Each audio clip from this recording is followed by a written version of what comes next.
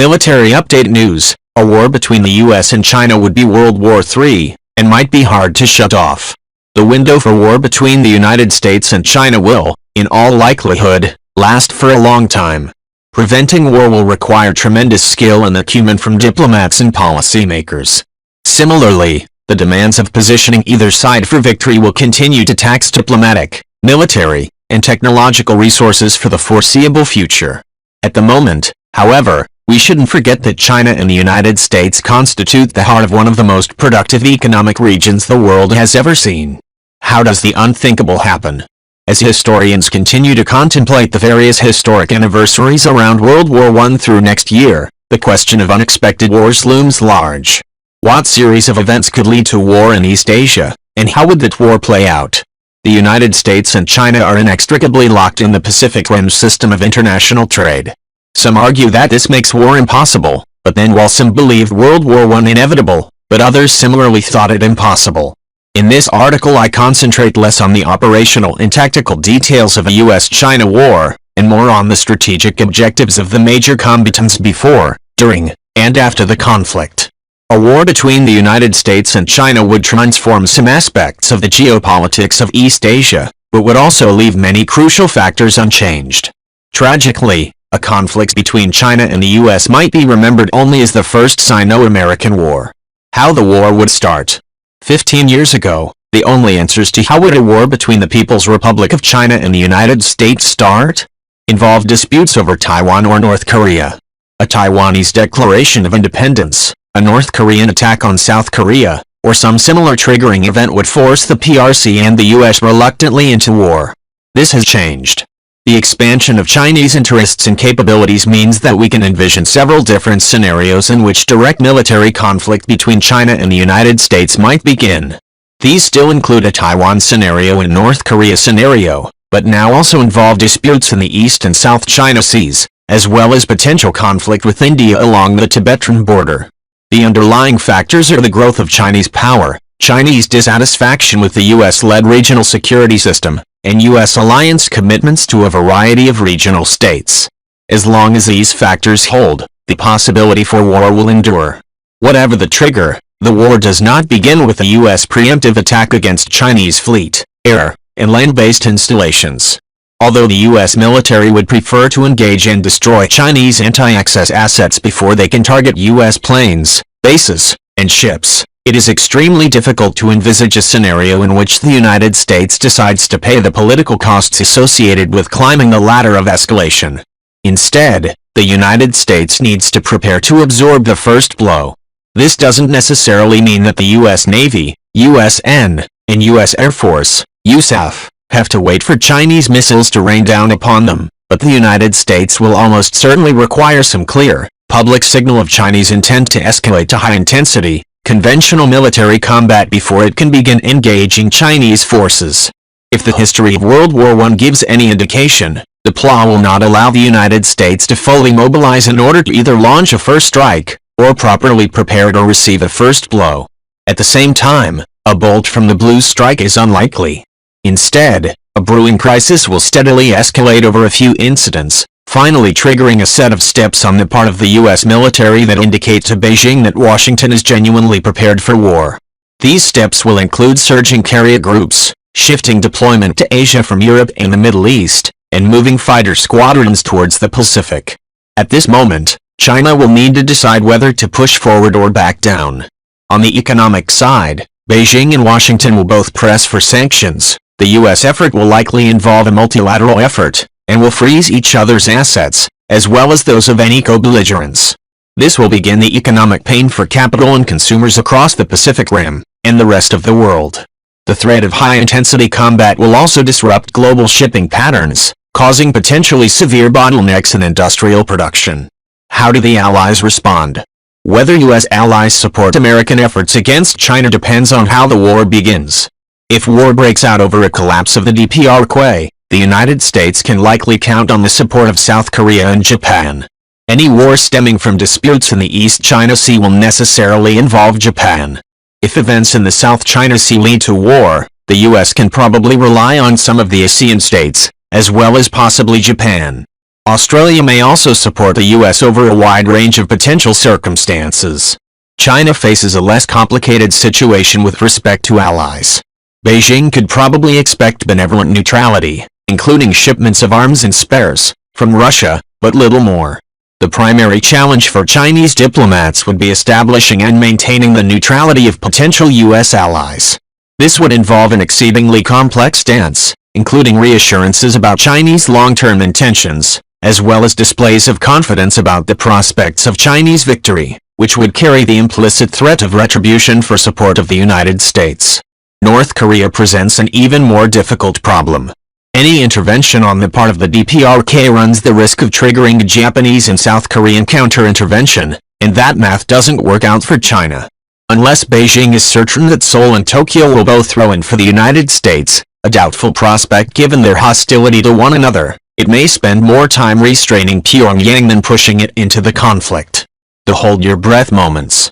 The biggest moment will come when the PLA makes an overt attack against a U.S. aircraft carrier. This represents the most significant possible escalation against the United States short of a nuclear attack. If China decides to attack a U.S. carrier, the war no longer involves posturing and message sending, but rather a full-scale commitment of capabilities designed to defeat and destroy enemy military forces. The means for this attack matters. An attack launched from a ship or a submarine makes any planned military vessel fair game for the United States, but doesn't necessarily incur U.S. attacks against PLA air bases, second artillery missile installations, or even naval installations. The most dangerous form of attack would involve a ballistic missile volley against a carrier. This is true not simply because these missiles are difficult to intercept, but also because such missiles could carry nuclear warheads. The prospect of a nuclear state using a conventional ballistic missile against another nuclear state, especially one with a presumptive nuclear advantage, is laden with complexity. The next hold-your-breath moment will come when the first U.S. missiles strike Chinese targets.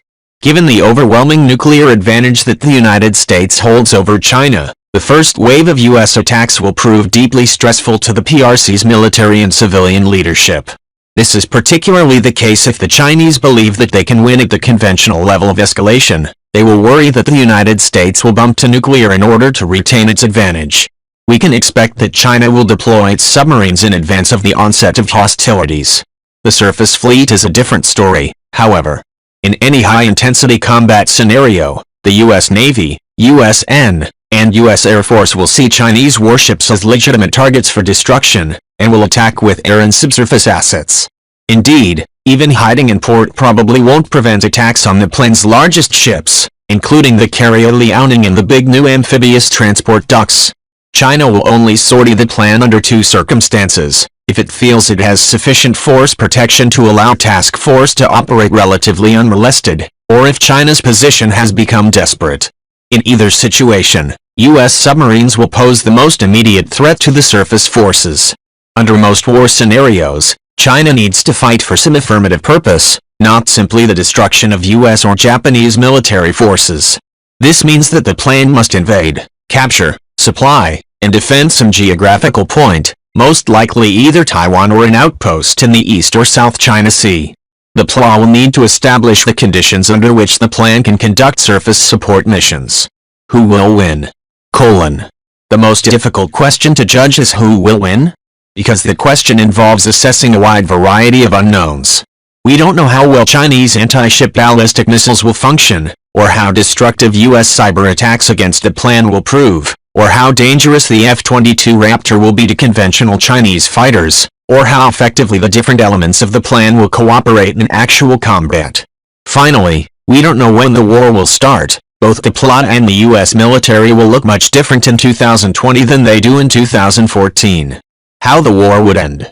This war doesn't end with a surrender signed on a battleship. Instead, it ends with one participant beaten, embittered, and likely preparing for the next round. The best-case scenario for an American victory would be a result akin to the collapse of the Imperial German government at the end of World War I, or the collapse of Leopoldo Galtieri's military government after the Falklands conflict. Humiliating defeat in war, including the destruction of a significant portion of the plan in the PLA, as well as severe economic distress, could undermine the grip of the CCP on Chinese governance. This is an extremely iffy prospect, However, and the United States shouldn't count on victory leading to a new revolution. What if China wins? China can claim victory by either forcing the United States into an accommodation to U.S. goals, or by removing the alliance framework that motivates and legitimates U.S. action. The United States cannot continue the war if South Korea, Japan, Taiwan, and the Philippines no longer have an interest in fighting. Either of these require doing significant damage to U.S. military forces and, potentially, to the U.S. economy. The impact of a defeat on U.S. domestic politics would be tough to predict. The United States has lost wars in the past, but these defeats have generally involved negotiated settlements of areas not particularly critical to U.S. global interests. It's not clear how the U.S. people would interpret a major military defeat at the hands of a peer competitor, especially a peer competitor that continues to grow in military and economic power. The president and political party that led the U.S. into war would likely suffer dramatically at the polls, at least after the immediate shock of defeat wore off. The biggest diplomatic and political challenge that both countries face will probably be finding a way for the other side to give up while maintaining its honor. No one benefits if this war becomes a struggle for regime survival, or for national prestige. How the peace begins. The prospect for U.S. conflict with China and the Asia-Pacific depends on a basic appreciation of the changing balance of economic and military power. World War I could not change the fact that Germany would remain the largest and most powerful state in Central Europe. Similarly, war is unlikely to change the long-term trajectory of Chinese growth and assertiveness. A key to peace involves the re-establishment of productive economic relations between China, the United States, and the rest of the Pacific Rim.